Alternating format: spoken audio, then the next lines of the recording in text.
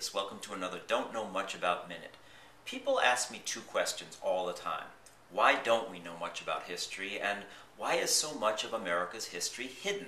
The answers are pretty simple. To the first, it's boring. The way most of us learned it was pretty boring back in school. And to the second, the answer is we lie. Sometimes it's a little white lie, but sometimes it's a really big lie.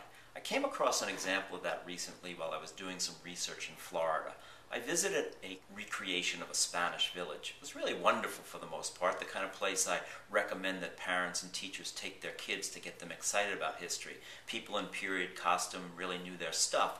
But then I went into the educational center, and there on the wall was a timeline. And on the timeline it said 1565, the French were banished from Florida.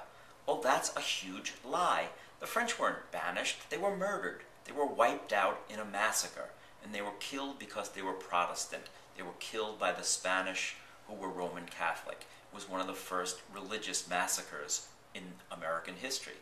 But it wasn't the only time that people were killed over their beliefs. The same thing happened up in Boston, in the Massachusetts Bay Colony, where the Puritans passed laws against Quakers.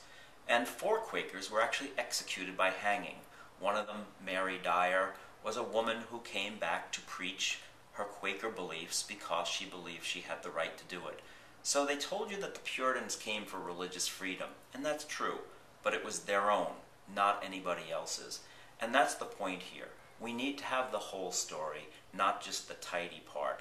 And that's what hidden history is all about. It's never boring. Thank you.